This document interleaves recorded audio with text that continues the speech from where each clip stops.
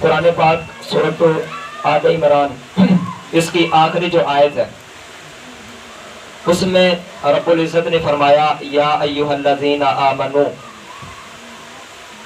اصبروا وصابروا ورابطوا، اے ایمان والو تم صبر کرو اور ایک دوسرے کو صبر پر قائم رکھو، ورابطوا اور اپنی سرحدوں کی حفاظت کرو۔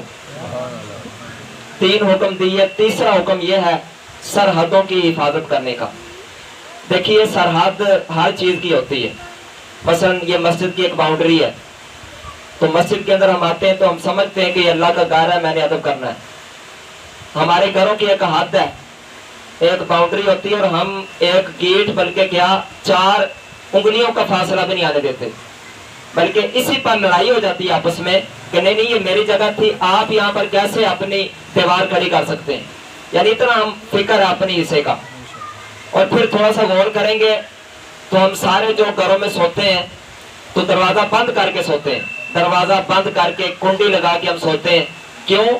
ہم اپنی 4 دیواری کی حفاظت کر رہے ہیں، اپنی 4 دیواری کی۔ ہمیں پتہ ہے کہ اگر دروازہ کھلا رکھا تو نقصان ہو سکتا ہے، بڑی فکر ہے مال کی، جان کی، تو ہم نے اپنے گھر کی حفاظت کی۔ ذرا ان کے بارے میں سوچئے گا جو پورے ملک کی حفاظت کرتے ہیں، تھوڑا سا غور کریں۔ ہم تو اپنے سارے گھروں کی فکر میں ہیں، اور وہ کچھ ایسے بھی بندے ہیں کہ جو اپنی جانیں قربان کر کے وہ اللہ کے راستے میں پھرتے ہیں، وہ اللہ کی راہ میں، لہٰذا اس لیے ان کا مقام کیا ہوگا تھوڑا سا پھر غور کریں گے۔ نبی پاک علیہ السلام، اب دیکھیے جو مسجد کا مولوی ہے وہ سرحد کی حفاظت نہیں کرتا۔ ایسا نہیں کہ وہ کہے کہ 6 دن میں نمازیں پڑھاؤں گا، ایک دن میں نے سرحد پر جا کر حفاظت کرنی ہے۔ آپ نے دیکھا ہو کہ دکاندار کہے کہ باہر دکاندار اپنی دکان پر لگا دے کہ دکاندار صاحب آج چھٹی پر ہیں کیونکہ سرحد کی حفاظت کرنے کے لیے گئے ہیں۔ اور رب تعالیٰ نے حکم کس کو دیا؟ ایمان والوں کو دیا۔ اے ایمان والو تم صبر بھی کرو، ایک دوسرے کو صبر پر قائم بھی رکھو، اور سرحد کی حفاظت بھی کرو۔ حکم سارے ایمان والوں کو ہے، ایسا تو نہیں ہے کہ اے فوجیوں تم حفاظت کرو، ہے کسی نے پڑھا ہو؟ حکم ہے اے ایمان والو سرحد کی حفاظت کرو۔ نہ تو مولوی صاحب جا رہے ہیں سرحد پر، دکاندار اپنے کام میں ہے، وہ کہتا ہے کہ میں نے دکاندار داری کرنی ہے، میں نے کون سا ادھر جانا ہے۔ کہیں پر ایسا آپ نے سنا ہو کہ کوئی جج کے پاس فیصلہ کروانے جائے، وہاں پر پتہ چلے چھٹی پر ہیں جج صاحب، کوئی پوچھے کہ کہاں پر گئے ہوئے ہیں، چھٹی پر کیوں ہیں؟ ویسے تو چھٹی پر ہوتے ہیں جج بہت سارے، لیکن یہ پوچھا جائے کہ کیوں چھٹی پر ہیں، تو بتایا جائے کہ آج جج صاحب نے سرحد کی حفاظت کرنے کے لیے گئے ہوئے ہیں، آج وہ سرحد کی حفاظت کریں گے۔ سنا ہے کبھی آپ نے؟ نہیں سنا ہوگا۔ کہیں پر کوئی مقدمہ ہو اور جج کہے کہ اپنا وکیل پیش کرو، تو بتایا جائے کہ وکیل صاحب آج نہیں ہے، آج سرحد پر ہیں، وہ سرحد پر کھڑے ہوئے ہیں حفاظت کرنے کے لیے، یہ بھی نہیں آپ نے سنا ہوگا۔ اس کے علاوہ جو اور آپ جتنے بھی کاروباری ہیں، آڑتی ہیں، آپ نے نہیں دیکھا ہوگا وہ سرحد پر جائیں، اگر قرآن پاک کی اس لفظ پر وَرَابِطُوا سرحدوں کی حفاظت کرو، اگر اس لفظ پر کوئی عمل کر رہا ہے تو وہ فوج ہے، وہ افواج ہیں جو ملک کی سرحدوں کی حفاظت کر رہے ہیں، وہی اس حکم پر عمل کر رہے ہیں، تو شکر نہیں ادا کرنا چاہیے کہ چلو حکم پر عمل ہو رہا ہے تو ہم بچ گئے۔ یہ جنازہ جو ہے اگر چند بندے، آپ کو پتہ نا جنازہ فرض کفایہ ہے، اگر چند بندے پڑھ لیں گے سب کی طرف سے ہو گیا، اگر کوئی نہ پڑھے گا سارے گناہ گار ہیں۔ اگر یہ قرآن پاک کا جو حکم تھا کہ سرحدوں کی حفاظت کرو، اگر کوئی بھی نہ کرتا سارے گناہ گار تھے کہ نہیں؟ اب جن بندوں نے ڈیوٹی یہ سنبھالی ہے اور سرحدوں کی حفاظت کر رہے ہیں، ان کے ہم کتنے مشکور ہونا چاہیے۔ ہم اپنے گھروں کی فکر کے اندر ہیں، اور ہمارے گھر بھی تب ہی محفوظ ہیں کہ وہ سرحدوں پر کھڑے ہوئے ہیں، دشمن کی طرف سے ہمیں فکر نہیں تو جن کی فوجیں نہیں ہیں ان کے بارے میں خود دیکھ لیجئے، فلسطین کے پاس اپنی فوج نہیں ہے تو کس طرح ان کو پریشانی ہے۔ اسرائیل جب چاہے ان پر ظلم کر رہا ہے، کشمیر کے اندر ان کے اپنے جوان تیار نہیں کہ جو فوج کے اندر ہوں، تو لہٰذا اس لیے ان کو ضرورت ہے، وہ انتظار کے اندر ہے کہ کب پاکستان والے آئیں گے اور ہمیں چھڑائیں گے۔ اور دیکھیے 56 ممالک ہے، 56 اسلامی، لیکن فلسطین والے امید پاکستان سے لگائے ہوئے ہیں۔ اگر وہ اپنے جھنڈے کے ساتھ کسی کا جھنڈا اٹھاتے ہیں تو پاکستان کا جھنڈا ہے، ان کو امید پاکستان سے اتنی کیوں ہے؟ پاکستانی فوج نے بڑی قربانیاں دی ہیں، 1965 سے لے کر اب تک ان کی قربانیاں ہیں۔ اس لیے ہم بڑے امن و سکون سے اور آزادانہ گھوم رہے ہیں, ہمیں کوئی فکر نہیں. 1965 کے اندر کیا نہیں دیا تھا بھارت نے کہ ہم نے فلاں دن آ کر تو ہم نے آ جانا لاہور کے اندر اور ہم نے وہاں پر صبح کرنی ہے. اور ایسا نہیں کہ ان کا صرف دعویٰ تھا, بلکہ انہوں نے پوری تیاری کے ساتھ یہ بات کی تھی, پوری تیاری کے ساتھ آئے تھے. تو ان کے اس منصوبے کو کس نے ناکام بنایا؟ کس نے؟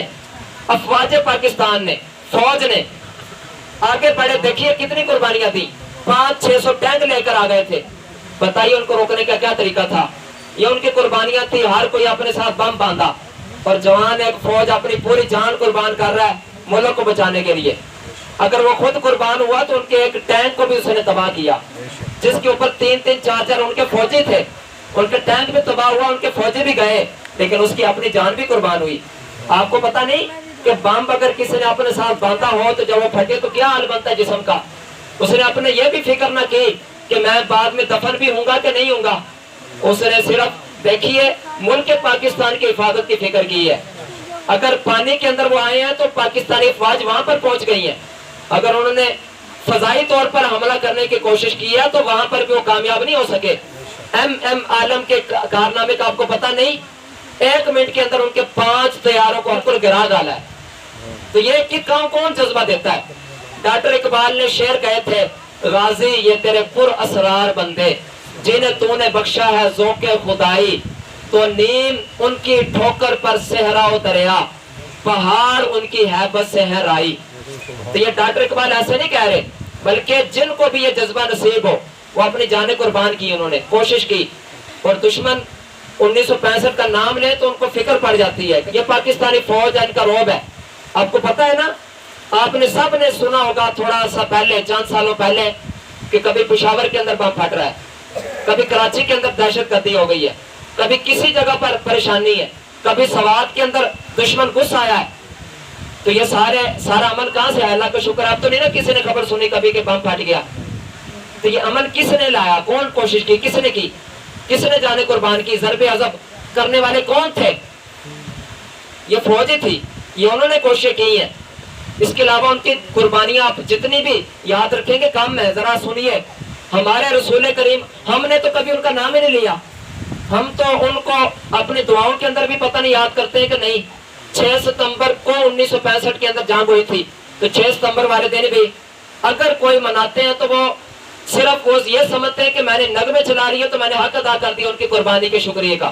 ایسا نہیں تھا, بلکہ یہ ہونا چاہیے تھا کہ 2 رکعت نفل پڑھیں اور اس کے بعد کم از کم 1 بار سورۃ فاتحہ اور 3 بار سورۃ اخلاص پڑھیں, اور پھر اللہ کی بارگاہ میں دعا کریں, اللہ جو ثواب تو نے عطا کیا, جو شہدائے پاکستان ہے, خاص طور پر 1965 کے اندر جو فوجی شہید ہوئے, تو ان کو میں احسان ثواب کرتا ہوں. کرنا چاہیے تھا کہ نہیں اس طرح؟ لہذا اب آ رہا ہے نا 6 ستمبر آ رہا ہے نا, تو لہذا پہلے سے نیت کریں. اگر زندگی ہوئی تو انشاءاللہ ہم کریں گے. ان کو اس طرح یاد رکھیں, انہوں نے قربانیاں دی ہیں, ہم تو ان کا نام بھی نہیں لیتے, وہ قربانیاں دے رہے ہیں. رسول کریم علیہ السلام صاحب کے خیر خواہ ہیں.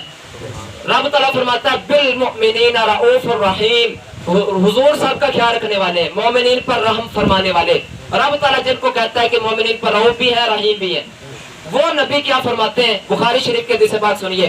حضور فرماتے ہیں کہ جو کوئی بندہ 1 دن اور 1 رات سرحد کی حفاظت کرے, کتنا؟ صرف 1 دن 1 رات, مہینہ نہیں, سال نہیں, بلکہ جو شروع سے فوجی لگا ہے اور سرحد کی حفاظت کرے, اس کا مقام کیا ہوگا؟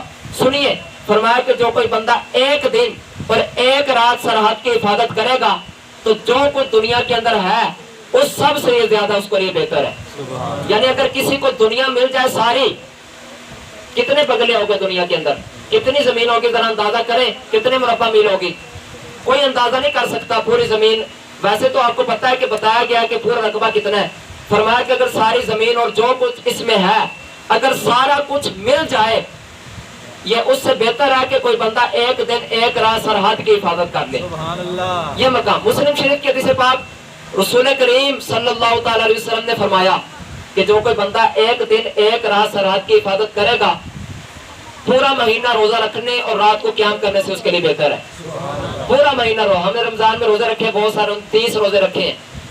تو یہ 1 دن 1 رات اللہ کی رضا کے لیے جو کھڑا رہے سرحد پر, حفاظت کرے, تو وہ یعنی پورا مہینہ روزہ رکھنے اور پورا مہینہ رات کو قیام کرنے سے زیادہ بہتر ہے. اور فرمایا کہ وہ خود تو اگر مر جائے لیکن اس کا عمل نہیں ختم ہوگا, مرنے کے بعد اس کا عمل قیامت تک جاری رہے گا. جو ایک دن اس کے یعنی سرحد کی حفاظت کر لے, اور فرمایا فتنہ قبر سے وہ محفوظ رہے گا. یہ کس نے بیان کیا؟ یہ میں نے آپ کے سامنے حضور کے دو فرامین بیان کیے ہیں, ایک بخاری شریف کے اندر ہے اور دوسرا مسلم شریف کے اندر ہے. ذرا اندازہ کیجئے کہ ان کو بھی اگر کسی نے یاد رکھا ہے تو حضور علیہ السلام نے رکھا ہے, اگر ان کی شانیں بھی بیان کی ہیں تو نبی پاک علیہ السلام نے کی ہے. ہم تو دیکھیے احسانات بول کر ہم تو ان کے خلاف کھڑے ہونے والے لوگ ہیں. آپ کو پتہ نہیں کتنے لوگ کھڑے خلاف ہوئے. ذرا بتائیے گا 1965 کے اندر جن لوگوں کو نشان حیدر ملا, قربانیاں دی تو ملا ہے, ہر بندے کو تو نہیں نہ ملا, چند بندے ہیں نا جن کو نشان حیدر ملا. ان بیچاروں کا کیا قصور تھا کہ لوگ ان کی تصویریں جلائیں؟ آپ کو پتہ نہ جلائی گئی ان کی تصویریں, ان کا کیا قصور تھا بتائیے؟ ایم عالم طیارے کا کیا قصور تھا کہ اس کو لوگوں نے توڑنے کی کوشش کی ہے؟ بتائیے کیا قصور تھا کوئی قصور؟ فوج کے خلاف کس نے نعرے بازی کی؟ اور ایک شعر میں نے پڑھا تھا, مجھے نہیں یاد, لیکن اس کا خلاصہ آپ کے سامنے ضرور عرض کروں گا کہ وہ کسی نے کہا تھا کہ بس ایک بار ہم چپ رہے ہیں, ایک بار ہم نے کچھ نہیں کیا, نہیں تو لوگ تو ہماری مثالیں دیتے ہیں.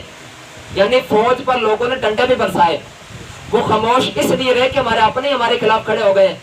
جب اپنے خلاف ہو جائے تو دکھ اس وقت زیادہ ہوتا ہے. مخالف تو خلاف ہوتے ہی ہیں, اپنے خلاف کھڑے ہوں, صرف اپنے لیڈر کے لیے وہ خلاف کھڑے ہو جائیں اور پھر ان کو کچھ قربانیاں یاد نہ رہیں, صرف اپنا دنیا دار لیڈر یاد رہے, تو پھر اسی طرح ہی ہوتا ہے. یہ یعنی ہم نے رسول کریم علیہ السلام کا یہ فرمان بھی آپ نے سنا ہوگا, من لم یشکر الناس لم یشکر اللہ. جو کوئی بندوں کا شکر ادا نہیں کرتا اس نے اللہ کا بھی کوئی شکر ادا نہیں کیا. تو بندوں کا شکر ادا اس طرح کرنا تھا کہ ہمارے خلاف اگر کوئی بات ہو گئی تو ہم فوج کے خلاف کھڑے ہو گئے, سارے احسانوں کو بھول گئے.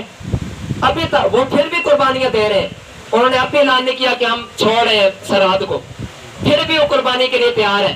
پھر بھی اب سرحد پر جو کھڑا ہے, جب چاہے دشمن گولی چلا دے, جب چاہے کوئی حملہ کر دے, لیکن وہ اپنی جان قربان کر رہا ہے, وہ وطن کی خاطر کھڑا ہے. ذرا اس کی قربانی کو دیکھیے گا. یہاں پر تو بندے گارڈ رکھے ہوئے اپنے گھروں کے باہر, لوگوں نے گارڈ رکھے ہوئے کہ نہیں, بڑے بڑے لوگوں نے گارڈ رکھے ہوئے کہ رات کو کوئی میرے اوپر حملہ نہ کر دے. اپنے بچاؤ کے لیے گارڈ رکھے ہوئے, اپنے اس کو پیسے بھی دیتے ہیں کہ پیسے لو میری حفاظت کرنا. یہاں پر تو اپنے حفاظت کی فکر ہے, اور یہاں پر گارڈ بھی اگر حفاظت کر رہے ہیں اور گارڈوں کو کوئی کچھ نہیں کہہ رہا تو یہ بھی فوج کی قربانی ہے. اگر باہر سے حملے ہوں تو گارڈ بیچارے کیا کر سکیں گے؟ یہ تو فوج کی قربانی ہے کہ کوئی آگے آ نہیں سک رہا, کوئی دشمن میلی نگاہ سے دیکھ نہیں سک رہا. اور پاکستانی فوج کی تو لوگ مثالیں دیتے ہیں. اللہ کا شکر ہے, اللہ کا بڑا کرم ہے, تو لہٰذا اس لیے ان کی قربانیوں کو یاد رکھیں. کوئی بات اگر فوج کے خلاف ہو تو آپ سمجھ لیں کہ یہ ہمارے والی بات نہیں ہے, وہاں سے بالکل دور ہٹ جائیں. بتائیے ان لیڈروں کی وجہ سے ہم اپنی فوج کے خلاف آئیں گے جنہوں نے قربانیاں دی ہیں. مسلمانوں نے جو ملک آزاد کروایا تھا, یہ آپ یہ نہ سمجھیں کہ میں صرف ایک لیڈر کے خلاف بول رہا ہوں, کسی سیاسی پارٹی سے ہمارا کوئی تعلق نہیں ہے. میرا خاص طور, باقی مجھے نہیں پتا, آپ سامنے بہت سارے بیٹھے ہوئے ہیں, کس کا کس کے ساتھ تعلق ہے اور جب ووٹ آئیں گے تو کس نے کس کے نعرے لگانے ہیں. لیکن میں اپنی بات کر رہا ہوں کہ کسی سیاسی پارٹی سے کوئی تعلق نہیں, اور نہ کسی سے کوئی ہمدردی ہے کہ فلاں میری پارٹی ہے تو اس کی کوئی سائڈ میں لے لوں. جو میں میرے سامنے جو یہ سمجھ رہا ہوں کہ یہ بات ٹھیک ہے, وہ آپ کے سامنے یعنی میرا دل جس کی بات کی ساتھ دے رہا ہے وہ آپ کے سامنے عرض کر رہا ہوں. اب ذرا توجہ کیجئے, پاکستان جب آزاد ہوا تھا کتنی قربانیاں دی گئیں. ان ساروں نے قربانیاں اس لیے دی تھی کہ پاکستان ترقی کی بجائے تنزلی کا شکار ہوگا.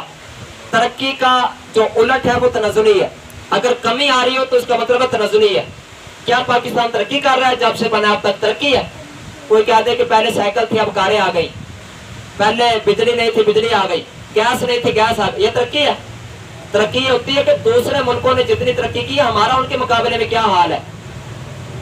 جب پاکستان بنا تھا کیا اس وقت بھی پاکستان تھا, اس کی یہ ویلیو تھی جو آج ہے؟ ویلیو کم ہو رہی ہے زیادہ ہو رہی ہے؟ بتائیے ذرا, پاکستان روپوں کی سارے بتائیے ذرا. کم ہو رہی ہے نا. اگر ترقی ہوتی تو ویلیو بڑھنی تھی کم ہونی تھی؟ تو یہ ترقی نہیں. اسی طرح جب پاکستان بنا تھا اس وقت کس کس کا قرضہ دینا تھا بتائیے؟ کسی کا بھی نہیں قرضہ دینا تھا. پاکستان اپنا تھا اور پاکستان کسی کا بھی مقروض نہیں تھا. اگر آج کے ذرا حال دیکھیے، کیفیت دیکھیے، کتنے پیسے دینے ہیں ہم نے، کتنے مقروض ہو گئے. تو یہ ترقی ہوئی کہ تنزلی ہوئی ہے؟ اور پھر آپ کے سامنے تھوڑی سی بات واضح کروں گا. لوگ کہتے ہیں کہ مولویوں کو سیاست کا پتہ نہیں، ان کو سیاست میں نہیں آنا چاہیے. اب میں مولویوں کی سائڈ بھی نہیں لینے لگا، تھوڑی سی بات سمجھیے گا کہ جو بات سمجھانے کی کوشش کر رہا ہوں. مولویوں کو سیاست کا پتہ نہیں، اس لیے ان کو نہیں آنا چاہیے. سوال آپ سے یہ ہے کہ 73 سال ہو گئے، بلکہ 76 سال ہو گئے ہیں، کیا کوئی مولوی بنا ہے وزیر اعظم پاکستان کا؟ نہیں نا بنا. اس کا مطلب یہ ہے کہ مولوی ابھی نہیں آئے سیاست میں صحیح طریقے سے، کوئی مولوی نہیں بنا. تو دوسروں کو تو دعویٰ یہ ہے کہ ان کو بڑی سیاست آتی ہے، اور اگر واقعی وہ سیاست دان تھے تو پاکستان پھر ترقی کیوں نہیں کی؟ بتائیے ذرا نا. مولویوں کو تو آتی نہیں، ان کو تو پتہ ہے سیاست کرنے کس طرح ہے. ان کے دعوے سنیے، باتیں سنیے، ان کو سارا ہی پتہ ہے نا، پھر ترقی کیوں نہیں ہو رہی؟ اور پھر دیکھیے بہت سارے 2-2 3-3 بار اس نے 5-5 سال حکومت کی، تو پھر ابھی تک اس کو تجربہ ہی نہیں آیا کہ ملک چلاتے کس طرح ہے. ابھی تک پتہ نہیں چلا کہ کس طرح ترقی ہوگی. سارا ہی پتہ ہے لیکن کرتے رہی نا. اصل معاملہ تو یہ ہے، یعنی دعویٰ تو یہ ہے کہ مولوی تو اس لیے نہیں آئیں گے کہ ان کو آتی نہیں. تمہارا دعویٰ یہ ہے کہ تمہیں آتی ہے تو تم نے ترقی کیوں نہیں کی ملک پاکستان کی؟ کیا باقی سارے ملکوں کے اندر بھی اسی طرح حالت ہے؟ کیا وہ بھی نیچے کی طرف جا رہے ہیں؟ خاص طور پر جو امریکہ یا پاکستان کے خلاف یورپ والے، وہ نیچے جا رہے ہیں اوپر جا رہے ہیں؟ ان کے پاس کون سی ایسی طاقت ہے کہ جو ہمارے پاس نہیں؟ ان کے پاس ایسا کون سا اللہ نے ذہن ان کو کوئی علاحدہ دیا جو ہمارے پاس نہیں؟ سارا کچھ ہے، لیکن معاملہ تو یہ ہے کہ ہم اپنے اندر سے باہر نکلیں گے تو پھر ہی ہے نا. یہاں پر تو یہ دیکھیے کہ پتہ ہے سارا کچھ، اور پھر ہم نے تو نام ہی سیاست کا بے ایمانی رکھا ہوا ہے. پتہ ہے نا سیاست واقعی بے ایمانی آج کل کی. تو پھر ہم لیڈروں کو پھر ملاتے ہیں نبی پاک علیہ السلام کے ساتھ. بھائی خلیل کو تو پتہ ہے، اس سے پہلے بھی میرے ساتھ ہوا ہے 1-2 بار. لوگ کہتے ہیں کہ دیکھو ہمارے لیڈر پر پریشانی آ گئی تو کوئی نہیں، نبی پاک علیہ السلام کو بھی بڑا ستایا گیا تھا. اگر میرا لیڈر جو ہے وہ حق کا لوگ نہیں مارے تو نبی پاک بھی حق تھے، تو نبی پاک علیہ السلام کو نہیں مانا تھا لوگوں نے. یعنی ان کو نبی پاک علیہ السلام کے ساتھ ملایا جائے گا. ان کو، ان کا میدان تو دیکھو بے ایمانی والا میدان ہے. رسول کریم علیہ السلام، یہ نبی پاک علیہ السلام نے تو اسلام کی خاطر قربانیاں دی ہیں. حضور علیہ السلام اسلام کی خاطر طائف کے اندر گئے، جو انہوں نے پتھر مارے نبی پاک علیہ السلام کو، کس خاطر؟ حضور علیہ السلام نے یہ نہیں کہا تھا کہ مجھے رسول مانو، اللہ کو ایک مانو. یہی دعویٰ کیا تھا، یہی ان کو دعوت دی تھی نا. وہ اس لیے خلاف آئے، یعنی حضور دین کی خاطر قربانیاں دیں، اور آج کا لیڈر کرسی کی لڑائی پر لڑے اور اس کو نبی پاک کے ساتھ ملایا جائے کہ ہمارا لیڈر کی بڑی شان ہے، دیکھو نبیوں پر آزمائشیں آئی ہیں تو اس پر بھی آئی ہیں. لہٰذا اس کو تھوڑا سا غور کریں کہ لوگ کس طرف جا رہے ہیں. اور مجھے پتا ہے کہ پھر بھی جب ووٹ آئیں گے نا ابھی، تو کوئی کسی کے نعرے لگا رہا ہوگا، کوئی کسی کے. کیوں؟ اس نے نا میرے گھر کے سامنے والی جو روڈ تھا وہ ٹھیک کر دیا تھا، اس نے میرے فلاں کام کروا دی، میرے بچے کو نا فلاں سکول میں داخلہ کروا دیا. یہ نا میرا قریبی ہے، اس کو اس نے نا مزدوری لگوا دی، نوکری لگوا دی تھی، میں نے اس نے اس کو ووٹ دیا. ہم نے صرف اپنے بارے میں سوچا ہے. پورے امت مسلمہ پریشان ہے. مہنگائی بڑھی ہوئی ہے کہ نہیں؟ مہنگائی آہستہ آہستہ بڑھ رہی ہے. سارے مسلمان جو غریب ہیں وہ پریشان ہیں، اور ہم صرف اپنی فکر میں ہے کہ میرا کام اگر نکل جائے. کچھ کہتے ہیں کہ مجھے اگر نوکری لگوا دی تو میں اس کو ووٹ دوں گا جو نوکری لگوائے گا. ابھی تک ہے. تو جس کو یہی فکر ہے کہ میرا کام ہو جائے، باقی سارے مر جائے، کوئی آگ میں جاتا ہے جائے، میرا پریشانی دور ہو جائے، میں ٹھیک ہو جاؤں، میری ڈیوٹی لگ جائے، میرے پاس پیسے آنا شروع ہو جائیں، باقی میرا ہمسایہ جہاں پر جاتا ہے جائے. کوئی غریب غربت کی وجہ سے مرتا ہے مرے، کوئی غریب آٹے کی لائنوں میں لگ کر مر جاتا ہے تو مر جائے، میرا کوئی نہیں جاتا، میں بچ جاؤں بس، میرے پاس آ جائے مال، اور کوئی ہے تو جائے. یہ مسلمان کا انداز نہیں. نبی پاک علیہ السلام کے فرامین، نبی پاک علیہ السلام نے ارشاد فرمایا کہ مومن جو ہے وہ تو جسم کی طرح ہوتا ہے. فرمایا کہ اگر ایک حصے کو جسم میں تکلیف ہو، ساروں کو ہوتی ہے کہ نہیں؟ اگر پاؤں کے اندر تکلیف ہو تو بندہ کہے کہ پاؤں خراب ہے، باقی سارا ٹھیک ہے تو خیر ہے. بندہ سارے جسم کو پتہ چلتا ہے کہ مجھے تکلیف ہے. داڑھ کو درد ہوئے بندے کا حال کیا ہوتا ہے، سر کو درد ہو تو کیا حال ہوتا ہے، کیا کیفیت ہوتی ہے. حضور فرماتے ہیں کہ اگر ایک مسلمان کو تکلیف ہو تو ساروں کو اسی طرح ہی ہوتی ہے. ہمارے مسلمان پاکستان میں پس رہے ہیں، اور میں کہہ رہا ہوں کہ میرا کام نکل جائے تو باقی سارے جس طرح جاتے جائیں. اگر سب کی فکر ہو تو پھر ہم کسی کے نعرے نہ لگائیں. پھر یہ نہ کہے کہ میں فلاں کو ووٹ دوں گا، فلاں کو دوں گا، وہ کہے کہ میں کسی کو بھی نہیں دوں گا. میں نے کسی کو ووٹ کوئی نہیں دینا. بہت سارے کہتے ہیں کہ یہ امانت ہے تو امانت ادا کرنی چاہیے. تو قرآن پاک کی آیت میں آپ کے سامنے پڑھ دیتا ہوں. رب تعالیٰ فرماتا ہے ان اللہ یأمرکم अन तुअद्दुल अमानाति इला अहलिहा, रब ताला तुम्हें हुक्म देता है, ये कुरान पाक की आयत का तर्जुमा है, बेशक रब ताला तुम्हें हुक्म देता है कि तुम अमानत को उसके अहल के सुपुर्द कर दो, यानी जो अमानत के हकदार है उसको सुपुर्द कर दो। तो अमानत वाले को सुपुर्द किया जाएगा ना, जो हकदार को उसको देंगे। भाई हमने खुद कहा है कि आजकल के सियासतदान सारे बेईमानी पर चल रहे हैं, तो बेईमानों को अमानत दी जाएगी क्या? तो छोड़ देना, फिर देना, सिर्फ नाम तो नहीं। जब मौलवी आए मैदान में फिर कहते हैं कि ये बेईमानी है, जब दूसरे करें उनके बेईमानी का साथ ही दे रहे हैं। नबी पाक अलैहिस्सलाम फरमाते हैं कि जिसने किसी जुल्म पर किसी जालिम का साथ दिया, फरमाया वो जुल्म में उसके साथ शरीक होगा। तो ये किसने गौर करना है? और इसी तरह नबी पाक अलैहिस्सलाम फरमाते हैं कि कोई उस वक्त तक कामिल मोमिन नहीं हो सकता जब तक वो दूसरों के लिए वो पसंद ना करे जो अपने लिए पसंद करता है। मैं ये पसंद करता हूँ कि मेरे लिए आसानी हो जाए, और दूसरा मैं दूसरे के लिए कहूँ कि जो जिधर जाता है चले जाए। इसमें तवज्जो करेंगे, शुरू से लेकर आप तक जो बातें अर्ज की है, तो उनमें से सबसे पहले मैंने आपके सामने बताया कि जो अफवाज है ना, जो मुल्क पाकिस्तान का ख्याल रखने वाले, उन्होंने बड़ी कुर्बानियाँ दी हैं। उन्होंने कुर्बानियाँ दी हैं, तो जो मोहसिन होता है उसके एहसान को याद रखा जाता है, ना कि बुलाया जाता है। लिहाजा इसलिए कम अज कम और नहीं तो उनका जिक्र खैर तो कर दें। चलो अब आप और नहीं कर सकते तो नारा कोई है लगाएगा फौज का? है कोई? पाक फौज जिंदाबाद, पाक फौज जिंदाबाद, पाक फौज जिंदाबाद। अब देखिए, हमने हक वालों का साथ देना है। अल्लाह का शुक्र है जो पाक फौज है वो हक वाले ही है। खराब बीच में हर कई बार खराबी है, लेकिन जो उनका मकसद है, जो उनका मिशन है, वो यही है कि मुल्क पाकिस्तान की हिफाजत करनी है, दुश्मन से बचाना है। तो लिहाजा इसलिए वो हमारे मोहसिन है, लिहाजा उनको याद रखें। दूसरा मैंने आपके सामने अर्ज किया कि देखिए, जितने भी लीडर हैं, थोड़ा सा भी गौर करेंगे ना, जितने भी लीडर हैं, जितने भी सियासी लीडर हैं, वो सारे पूरे 5 सालों में गौर करते हैं कि हमारे ऊपर जुल्म कौन कौन कर रहा है। जब वो खुद आते हैं ना सीट पर, तो वो अपने जुल्म का बदला ले रहे होते हैं। वो ये नहीं कहते कि मुल्क पाकिस्तान का क्या हाल है, हमने क्या दुरुस्ती करनी है। वो पहले, आप देखिए ना, बदले ले रहे हैं कि नहीं ले रहे। एक आता है वो दूसरे को पकड़कर जेल में डाल देता है, दूसरा आता है वो इसको पकड़कर।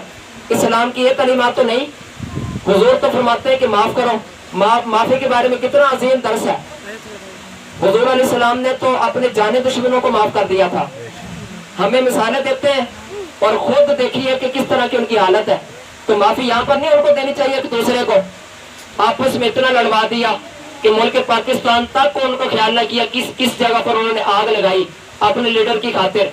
और आप भी तैयार खड़े हैं। एक बंदा कह रहा था कि असल में हम तो सिर्फ अपने लीडर के नारे लगाने वाले, हमने कुछ नहीं किया यहाँ पर। बात समझिएगा, वो कह रहा था हमने यहाँ पर कुछ नहीं किया, असल तो खैबर पख्तून वालों या इनके अलावा दूसरे लोगों ने किया। यानी वो ये बताना चाह रहा था कि हमने कुछ नहीं किया, तब कुछ होना था कि यहाँ पर भी कहीं पर कोई आग लगती, यहाँ पर भी कोई किसी का घर जलता या कोई मामला होता, फिर हमने कुछ करना था। यहाँ पर कुछ नहीं हुआ तो वहाँ पर है जहाँ पर मुल्क पाकिस्तान चला है, लोगों को तकलीफ हुई है, मामला तो है, वहाँ पर कुछ किया गया है। तो ये तो हालत है, ये कैफियत है। लिहाजा इसलिए जो कुरान पाक की आयत है कि कुछ बंदों ने अपने पादरियों को अपना खुदा बना लिया था अल्लाह को छोड़कर, तो क्या इन लोगों ने लीडर को अपना खुदा नहीं बना लिया कि हर सच्चे झूठे में उसके साथ ही है, जो भी मामला उसके साथ है, चाहे अपना मुल्क दबा होता हो जाए। तो अगर पाकिस्तान से मोहब्बत होती है तो कम से कम अगर एहतजाज होता तो इस तरह का तो ना होता कि किसी को तकलीफ दी जाती। वैसे एहतजाज कर लेते, लेकिन एहतजाज भी किया गया और मुल्क पाकिस्तान को जलाया भी गया, बड़ी तकलीफें दी गई, मस्जिद तक को जला दिया। मैंने एक देखा स्टेटस कि एक 12-13 सालों का जवान है, हाथ में डंडा है, बहुत सारे इधर उधर मारे हैं, चीजों को गिरा रहे हैं। तो वहां पर एक बोर्ड लगा हुआ है, उस पर ला इलाहा इल्लल्लाह मुहम्मद रसूलुल्लाह लिखा हुआ है, और वो डंडा उठाकर मोहम्मद रसूलुल्लाह पर जोर से मार रहा है। वो मुसलमान, देखिए ना, ये क्या है, ये किस खातिर इस तरह हुआ? रसूल करीम अलैहिस्सलाम के नाम पर, यानी अपने लीडर की खातिर हुजूर के नाम पर डंडा ही मार दिया। यानी इतना भी पता कोई नहीं 12-13 साल के बच्चे को। तो लिहाजा ये अगर बच्चे शुरू से अपने साथ इस तरह पढ़ाएंगे तो यही कैफियत होंगी। लिहाजा इसलिए थोड़ा सा खुदारा गौर करें कि आपस में एक दूसरे के बदले ले रहे हैं, ये अपनी सिर्फ सीट सीधी करते हैं, ये अपनी खातिर सारा कुछ कर रहे हैं, इन्होंने कुछ नहीं करना। तो लिहाजा मैं आपके सामने ये गुजारिश कर रहा हूँ कि वोट किसी को न देना, میں کسی پارٹی کے ساتھ کوئی نہیں ہوں. اگر مجھ سے میرا مشورہ ہے, میں یہاں پر بیٹھا ہوں, میں آپ کے سامنے عرض کر رہا ہوں کہ کسی کو ووٹ نہ دینا, کسی کے نعرے نہ لگانا. پریشانی تو یہ ہے کہ معاملہ تو یہ ہے کہ سیاستدانوں کو کرنی چاہیے تھی. چلو امامت مولوی کرتا ہے, خطابت خطبہ پڑھنے والا کرتا ہے, وکالت وکیل کرتا ہے, اور عدالت کے اوپر بیٹھتا ہے جج ہے, دکانداری دکاندار کرتا ہے. تو سیاست بھی تو سیاستدان کو کرنی چاہیے. یہاں پر ہر بندے سیاستدان ہے. اور دیکھیں گے تو جب وہ واقعہ ہوا تھا, پکڑا گیا تھا, تو مسجدوں کے اندر کتنی ہر جگہ پر جو 5 منٹ پہلے مسجد کے اندر آ گیا, اس نے بات اگر چھیڑ تو لیڈر کی چھیڑی ہے, بات اگر اس نے کی تو اس کی ہے. اور اس نے دیکھا ہی نہیں کہ میں مسجد کے اندر آ گیا ہوں, مسجد کے اندر سیاست شروع ہو گئی ہے. ویسے بے ایمانی ہے سیاست, لیکن اب ٹھیک ہے کیونکہ میں کر رہا ہوں نام. میں جب بات کروں گا نا مسجد کے اندر سیاست کی, پھر وہ ٹھیک ہے, جب کوئی دوسرا کرے گا پھر بے ایمانی ہے سیاست. اس طرح کا نہیں. اب دیکھیے مسجدوں کے اندر سیاست آ گئی, اور بڑے افسوس کی بات ہے بہت سارے جمع ہیں. میں صحیح نیت کے ساتھ آپ کے سامنے عرض کر رہا ہوں کہ اب تو سیاست تو تزیت والی جگہ پر آ گئی ہے. صرف سیاست نہیں, اور بھی بڑا کچھ آ گیا. یعنی جس کی فوتگی ہو گئی ہے اس کے لیے ہم صرف اتنا کرتے ہیں, اس کے پاس جاتے ہیں, دعا کیجیے, دعا ہوتی ہے, اور اس دعا کے اندر بھی کوئی بس صرف زبان بند ہوتی ہے, صرف ہاتھ اٹھاتے ہیں, چپ کر کے انتظار میں ہوتے کہ کب ہاتھ پھیرے اور ہم بھی ہاتھ پھیرتے ہیں. بہت سارے اس طرح کرتے ہیں. اور جو پڑھتے ہیں تو الحمدللہ قل ہو اللہ پڑھ کے بہت سارے ثواب کر دیتے ہیں, بڑا اچھا کرتے ہیں. اس کے بعد جن کی فوتگی ہوتی ہے اس کو کہہ دیتے ہیں اللہ کا حکم ہے. یہ بھی بڑا اچھا طریقہ, یہی اسلام نے حکم دیا کہ اس کو تسلی دی جائے. پر یہ 2 منٹ کا ہم نے کام کیا, اس کے بعد 2 منٹ بھی خاموشی نہیں اختیار ہوتی. سارے مسئلے جو ہمارے علاقے کے ہوتے ہیں وہ والے, اور پھر سیاست کے جتنے بھی, یعنی جب تک ہم کٹھے نہیں بیٹھے تھے تب تک کے واقعات جتنے بھی ہوتے ہیں وہ سارے ہم نے یہاں پر ہی ڈسکس کرنے ہیں. یہ تو حالت ہے. وہ بیچارہ بیٹھا ہوا ہے کہ یہ باتیں کر رہے ہیں سیاست کی, اور یعنی وہ بول ہی گئے ہیں کہ میں آیا کس کے لیے ہوں. وہ پیچھے بیٹھا ہوا ہے, وہ اپنے سوچوں میں مگن ہے کہ میرا عزیز فوت ہو گیا, اور ادھر ہنسی ہو رہی ہے, ادھر باتیں ہو رہی ہیں, ادھر سیاست ہو رہی ہے, ادھر اپنے علاقے کے جتنے بھی مسائل ہیں یہاں پر بیٹھ کر حل ہو رہے ہیں. حالانکہ آپ کو پتا نا کہ یہ تکیہ کس کے لیے تھا, یہ اسی معاملات کے لیے تھا کہ پنچایت یہاں پر بیٹھے اور یہاں پر وہ اکٹھے ہو کر مسائل حل ہو. یہاں پر ہمارے مسائل بھی حل ہوتے ہیں, تو جہاں پر تزیت کے لیے جمع وہاں پر ہوتے ہیں. حل نہیں ہوتے, صرف تبصرے ہوتے ہیں. حل کس نے کرنے, تبصرے ہوتے ہیں. ہر کوئی کہتا ہے کہ دیکھو فلاں جگہ پر خرابی ہے, فلاں خرابی ہے, فلاں ایسا ہو گیا, فلاں نے اس طرح کر دیا. بس اتنا کوئی کام ہے, اور باتیں کر رہے ہیں. کہیں پر میں نے خود دیکھا ہے حقہ درمیان میں پڑا ہوتا ہے, دائرہ لگائے ہوتے ہیں. یہاں پر تزیت ہو رہی ہے کہ حقہ پینے سارے جمع ہو گئے. ایک حقہ کا سوٹا لگاتا ہے پھر دوسرے کو دیتا, وہ اس طرح چاروں طرف حقہ گھوم رہا ہے. یہ حالت ہے تزیتوں کی. کہیں پر اخبار پڑے ہوئے ہیں تو خبریں شروع ہو گئی ہیں, خبریں پڑھ رہے ہیں, اسی اخبار کے اندر وہ ایکٹروں کی تصویریں, عورتوں کی تصویریں وہ اسی طرح کھل رہی ہیں, اور یہ تزیت ہو رہی ہے. یہ حالت ہے, یہ کیفیت ہے. اور پھر سیاست تو پھر اگر نہ ہو تو ہم سمجھتے ہیں کہ جس تزیت والی جگہ پر سیاست نہ ہو تو وہ تو محفل پوری نہیں. تو سیاست کی بات بھی ضروری کرنی ہے. اور پھر ایک کرے گا تو دوسرا کہے گا اگر میں نے نہ کی تو اس نے سمجھنا ہے کہ اس کو تو کوئی پتہ نہیں سیاست کا, میں نے بھی بات کرنی ہے. پھر وہ بھی بات آگے کرے گا, وہ کہے گا میری بھی سنو, مجھے تم سے زیادہ سیاست کا پتہ ہے, میں خبریں بڑی سنتا ہوں.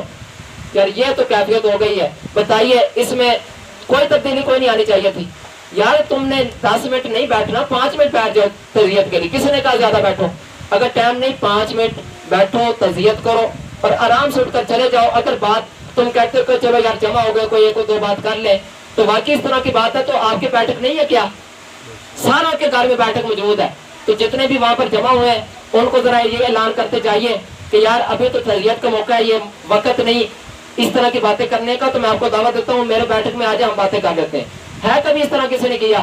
وہاں پر ہی سارا کچھ ہوگا.